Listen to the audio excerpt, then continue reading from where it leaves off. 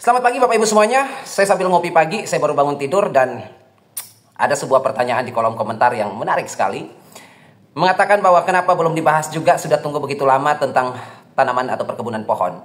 Pak, tidak selamanya petani atau pekebun itu memanen daun. Tidak selamanya mereka memanen buah. Tidak selama juga memanen umbi. Banyak kami petani atau pekebun yang memanen batang. Ya, seperti petani atau pekebun sengon, jati, akasia, mahoni, dan lain-lain. Kenapa itu tidak dibahas? Kami tunggu begitu lama, permintaan begitu banyak, tetapi kok tidak dibahas. Hari ini spesial bangun pagi sambil saya ngopi dan ngerokok. Saya akan buatkan spesial untuk Anda semua. Ilmunya gampang dan sederhana untuk pemanenan batang atau perkebunan pohon seperti Anda yang panen batangnya. Harganya lumayan ya. Untuk pekebun untuk Bapak Ibu yang petani buah, petani umbi, daun, jangan pernah meremehkan petani batang ya. Karena mereka itu rata-rata konglomerat semua itu. Rata-rata juragan kayu. Mahal-mahal harganya ya. Baik. Saya sapu rata ya untuk membuat rahasianya agar membuat batang pohon jati, mahoni, akasia, sengon, gamelin dan lain sebagainya, meranti bisa besar dan jumbo. Saya tidak mengatakan di sini dengan instan atau dengan waktu yang sesingkat-singkatnya seperti kata Bung Karno, tidak. Di sini saya akan memberikan informasi dan tips rahasianya. Ini ampuh sekali cara ini dan sudah pasti walaupun dia tidak instan, 1 bulan Bapak Ibu bisa lihat perubahannya. 1 bulan saya kasih waktu. Langsung lihat perubahannya, batang membesar. Oke, seperti biasa kita bicara santai materinya, tetapi siapkan buku dan pulpen ya untuk mencatat. Jangan sampai mengingat. Oke, kita mulai. Rata-rata semua pekebun pohon ya. Kalau kita berbicara apa? Jati, mahoni, ya, apalagi meranti. Kita berbicara jangka panjang karena mereka itu usia panen di belasan tahun ya. 10 perawatan bagus bisa 10-11, perawatan standar bisa 20 tahun. Untuk jati ya, apalagi yang puluhan tahun. Mahoni, kemudian meranti dan lain sebagainya. Ya, untuk industri mebel ya, untuk industri furnitur, untuk kayu dan lain sebagainya. Kita berbicara jangka panjang seperti itu untuk jenis kayu itu. Ada pula petani-petani atau pekebun ya yang memilih varietas pohon yang umur pendek. Sengon itu umur pendek. Ya, sengon itu berapa tahun? 7 sampai 5 bisa. Ya, sengon 7 sampai 5 panen ya. 7 sampai 5 tahun panen. Apalagi jati putih itu tempat saya banyak. Gemelin. Alternatif untuk jati itu. Biasa disebut jati putih. Gemelin itu 5 sampai 7 juga. Panen pohonnya itu sudah siap panen itu, sudah siap dapat uang itu. Kemudian apalagi akasia, ya. Akasia juga 6 sampai 8 tahun bisa, ya. Akasia itu untuk apa? Kertas, industri kertas itu bisa. Usia umur pendek. Nah, saya ambil tengahnya saja ya untuk informasi ini. Saya ambil rata-ratanya. Baik. Triknya apa, Pak? Biar kami langsung mencatat poinnya. Poinnya itu ada di perawatan seperti biasa. Itu meliputi pupuk. Yang kedua itu ada perlakuan. Ada perlakuan khusus yang kita lakukan. Mau dibahas dari mana? Kita bahas dari perlakuan dulu ya. Cara satu-satunya untuk memperbesar batang dengan cara perlakuan yaitu potong pucuk. Namanya top cutting istilahnya. Top cutting itu kita mengambil pucuk pohon kita untuk kita musnahkan atau kita potong. Tidak bisa, hitungannya itu tidak bisa setengah. Tidak bisa. Kita harus ambil 3/4 ke atas. Misalnya pohon Bapak Ibu ini sekarang usia 5 tahun ya. Rata-rata saya ambil umurnya 5 tahun.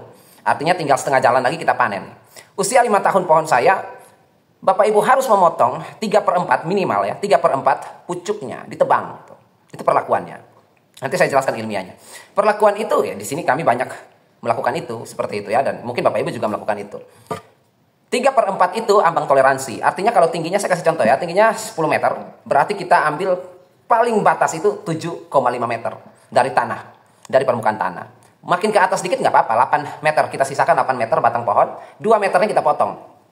Seperti itu. Kita ambil 20%-nya saja tingginya, top cutting-nya.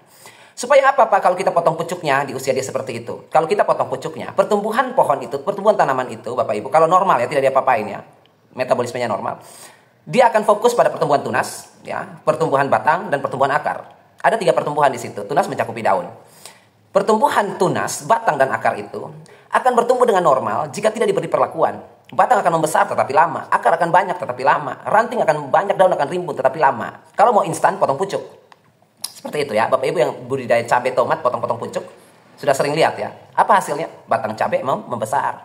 Perlakuan itu sama, ilmu itu sama untuk semua jenis tanaman ya. Nah, pohon jati, sengon, akasia, gamelin dan lain sebagainya yang kita potong pucuknya, top cutting itu maka dia akan fokus bukan lagi pada pertumbuhan tunas atau meninggi, tidak. Dia akan berfokus pada pembesaran batang dan perbanyak akar.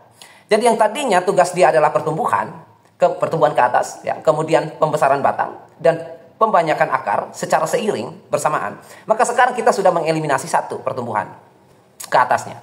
Otomatis si tanaman ini memiliki sistem dalam tubuhnya dia, perintah dalam tubuhnya dia untuk cepat-cepat beralihkan semua energi yang tadinya dipakai untuk mendorong dia tumbuh ke atas, dialihkan untuk memperbesar batang, memperbanyak akar. Itu ilmunya, ya, itu yang dicatat, garis bawah itu. Semua jenis tanaman yang dipotong pucuknya atau top cutting, dia akan mengalami pengalihan fungsi, ya, dan diperintah langsung oleh siklus tubuhnya untuk memperbesar batang secara langsung dan memperbanyak akar secara langsung. Jadi kalau Bapak Ibu yang punya kasus akarnya dikit, potong aja pucuknya. Dia akan memperbanyak akar, akarnya banyak sekali itu. Bapak Ibu pernah lihat bonsai yang sering dipotong-potong, berapa banyak akarnya. Sampai kewalahan kan perawat bonsai itu dengan akar bonsai. Yang kewalahan bukan daun atau batang bonsai, akarnya yang membludak. Iya, karena tunasnya dipangkas terus. Itu ilmunya. Jadi perlakuan atau tindakan yang akan Bapak Ibu lakukan untuk memperbesar batang, yaitu top cutting. Itu pertama. Setelah dia fokus pada pembesaran batang, ya, dan akar yang diperbanyak oleh dia karena sudah dilakukan pemangkasan pucuk itu, pohon itu, maka Bapak Ibu akan bertanya, kasus yang kami alami atau nanti yang kami takutkan adalah pertumbuhan tunas air dan ranting. Otomatis setelah dipotong pucuk, dia akan menghasilkan pecah tunas. Ya. Nuts atau titik tumbuh di semua batang pohon akan tumbuh, membludak seperti itu. Bagaimana caranya mensiasati itu? Kalau dibiarkan tunas air atau ranting itu tumbuh membludak, maka tindakan Bapak Ibu yang pertama yaitu top cutting sia-sia atau berdampak kecil. Karena pengalihan fungsi itu untuk itu. Pengalihan fungsi tumbuh-tumbuhan ini untuk menumbuhkan itu. Seperti kita, kalau misalnya kita jalan, berkendara, motor, mobil, tiba-tiba di depan itu ada hajatan atau ada acara atau ada kecelakaan atau apa, jalan itu ditutup, diblokir. Di otak Bapak Ibu apa? Mencari jalan yang lain kan, alternatif yang lain kan. Wah, kalau jalan ini ditutup, kita bisa pakai jalan yang lain. Oh, kita lewat arah sini. Nah, itu langsung kan diperintah, otak Bapak Ibu perintah untuk itu kan. Tanaman pun sama. Kalau jalan yang untuk bertumbuh ke atas dipotong, dia akan memerintahkan tubuhnya untuk mencari jalan yang lain, yaitu memecahkan nuts atau titik tumbuh. Setelah ranting-ranting itu tumbuh, tindakan kedua yang Bapak Ibu lakukan adalah memusnahkan lagi tunas air. Bapak Ibu tidak sedang membudidayakan pohon ini untuk dijual daunnya kan. Rantingnya enggak dipakai itu. Jadi tunas air dibersihkan. Itu tindakan kedua. Karena setelah itu akan membludak. Setelah tunas air dibersihkan semua, Bapak Ibu pilih ranting-ranting mana ya yang memiliki batang yang agak besar, ya, memiliki ranting yang agak banyak dan daun yang agak lebat. Itu dibiarkan bertumbuh karena akan membantu metabolisme fotosintesis, ya, sintesa protein terjadi di situ. Kita butuh dia. Sedangkan ranting-ranting yang kecil, yang terhimpit, yang daunnya sedikit, musnahkan. Potong, kita eliminasi. Jadi sisakan ranting-ranting saja yang bagus, baik, dan lebat terimbun. Untuk bertahan sampai 10 tahun ke depan. Seperti itu ya, untuk dia bisa bertumbuh. Setelah itu, tunas air sudah dipangkas, semua sudah dibersihkan. Gulma juga dibersihkan. Tanaman-tanaman merambat pada pohon itu juga dibersihkan. Area 1 sampai 1,5 meter. Dicatat baik-baik. Area 1 sampai 1,5 meter. Luasan piringan pohon kita. Tidak boleh ada gulma yang tumbuh. Tidak boleh, karena itu area pemupukan. Tidak boleh ada gulma yang tumbuh. Oke ya, itu metodenya. Sekarang kita masuk pada pemupukan. Untuk usia 5 tahun pohon-pohon tersebut, Pak, saya nggak mau ribet, Pak. Saya nggak mau meracik-racik segala macam urea, TSP, KCl, dan lain sebagainya, kiserit. Saya lebih sarankan kiserit daripada dolomit ya. Sekalipun dolomit dan kiserit itu sama, magnesium sulfat juga di dalam situ ya. Tetapi kenapa saya lebih memilih kiserit? Produknya seperti ini, linknya nanti di deskripsi saya taruh kalau Bapak Ibu sudah dapat kiserit. Semua jenis tanaman butuh ini, magnesium sulfat. Ini kelasnya di bawah Patani ini, ya. Magnesium sulfatnya Patani ini di bawahnya dia. Mag S-nya Merauke ini di bawahnya mereka. Bedanya kiserit ini dengan dolomit, kiserit ini melalui proses pabrikan, ya, sudah diolah di pabrik, siap pakai, siap makan. Sedangkan dolomit, batu yang dipecahkan. Seperti itu bedanya kiserit sama dolomit. Nah, kalau Bapak Ibu ribet mencampur-campur ini dan itu, ya simpelnya pakai aja NPK. Itu simpelnya itu, pupuk majemuk. NPK Pons Kappa bisa nggak 15? Boleh, nggak masalah. NPK Patani Pak 16 boleh, nggak masalah. Kalau nggak mau ribet. Satu pohon jati, akasia, sengon, mahoni saya usia 5 tahun, saya berapa banyak yang saya kasih Pak? 300 gram aja cukup. 300 sampai 400 gram itu dosisnya itu. Itu udah cukup itu. Itu 6 bulan dia makan itu. Jadi untuk dosis 300 gram NPK Mutiara ya ke setiap pohon Bapak Ibu. Kenapa saya bilang tadi di lingkaran area pohon piringan itu tidak boleh ada gulma? Karena di situ area pemupukan. Nanti Bapak Ibu bisa ambil jarak 1 meter sampai 1,5 meter variasi tergantung jarak tanamnya. Kalau misalnya jarak tanam terlalu rapat, Bapak Ibu bisa pakai 1 meter diameternya ya. Buat got atau selokan, piringan istilahnya. Gali sekitar 5-10 cm saja cukup. Lalu tabur 300 gram NPK itu di samping piringan pohon itu. Lalu ditutup kembali dengan tanah. Pemupukan dilakukan 1 tahun 2 kali. Pada saat apa Pak? Pada saat awal musim hujan. Dan yang kedua setelah musim hujan. Sebelum musim hujan datang, ya Bapak Ibu sudah melihat bahwa hari ini hujan, minggu depan hujan lagi, atau 3, itu mau musim hujan itu seperti itu. Bapak Ibu mulai melakukan pemupukan pertama, ya pada pohon Bapak Ibu semua, 300 gram per pohon, ya. Kemudian pupuk akan diberikan lagi setelah musim hujan selesai. Setelah tidak ada lagi hujan, Bapak Ibu memberikan pupuk yang kedua. 1 tahun cukup 2 kali, 1 pohon 300 kok, 300 gram. 1 kilo aja untuk 1 pohon. 1 pohon makan 1 kilo 1 tahun juga enggak. 1 pohon itu kan makan 600 gram itu per tahun. Iya kan? 600 gram aja 1 pohon per tahun. Bapak Ibu bayangin aja. 600 gram untuk 1 tahun. Panen pohon itu Bapak Ibu dapat uang berapa banyak dibandingkan dengan pupuk. Seperti itu ya. Jadi pemupukan itu lebih murah istilahnya ya. Kalau dosisnya seperti itu. Itu untuk pemupukannya di usia 5 tahun ke atas ya. Jadi untuk memperbesar batang pohon Bapak Ibu semua. Tidak bisa dilakukan dengan 1 metode. Tidak bisa Bapak Ibu. Ya. Dilakukan dengan 2 metode ya. Anak atau manusia atau hewan misalnya ya. Kita latih dia agar cerdas, agar dia pintar. Tetapi makanannya harus diperhatikan Bapak Ibu. Ya, misalnya kita punya kucing atau kita punya anjing. Ada anjing polisi yang dilatih itu pintarnya, punya jabatan juga dia.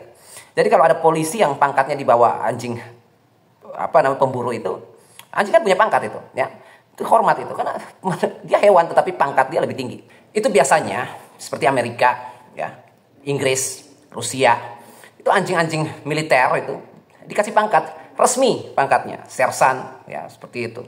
Dikasih pangkat kepada anjing dan pangkat itu resmi. Istilah resmi itu dalam hal ya resmi seperti anggota polisi atau tentara yang lain di negara-negara tersebut. Di Indonesia berlaku tidak. Di Indonesia pangkat pada anjing di Polda itu hanya berupa penghargaan. Artinya pangkat tidak resmi. Hanya sebagai simbol penghargaan dan dedikasi dari si anjing ini untuk membantu tugas kepolisian. Tidak ada pangkat resminya. Tetapi di negara-negara yang saya sebutkan tadi, anjing-anjing kepolisian atau anjing-anjing tentara itu memiliki pangkat resmi dan tentara yang dibawa pangkatnya dengan anjing itu harus memberikan penghormatan kepada atasannya seperti itu ya. Ada istilahnya handle apa saya lupa istilah itu. Nah itu dilatih supaya dia pintar, dia cerdas, tetapi makanannya mahal, makanannya diperhatikan sama dengan tanaman. Kita mau tanaman kita batangnya besar, buahnya besar, umbinya besar, kita kasih perlakuan, tetapi makanannya kita nggak kasih. Konyol. Makanan kita kasih, perlakuan nggak kita kasih, pupuk asal kasih. Yang penting dikasih pupuk, udah biarin aja. Ya sama juga. Apalagi yang menanam pepohonan seperti ini, yang mau nanti dipanen pohonnya, lalu duduk dan mulai menghitung, pohon saya ada sekitar 1000 batang. Nanti hasil yang saya dapatkan sekitar 700 juta ya, atau 1 M yang saya dapatkan, saya biarin aja. Nggak mungkin. Perawatan yang dilakukan lewat pemupukan dan perlakuan itu penting. Karena mereka harus balance atau seimbang. Metode-metode ini klasik tetapi sangat efektif sekali di tempat saya. Dan di tempat Bapak Ibu pun pasti akan efektif. Silakan dipraktekkan mulai sekarang. Saya sudah lunasi utang saya. Semoga itu dapat membantu. Dan akhir kata saya ucapkan, tetaplah selalu berbagi dan menabur kebaikan setiap saat.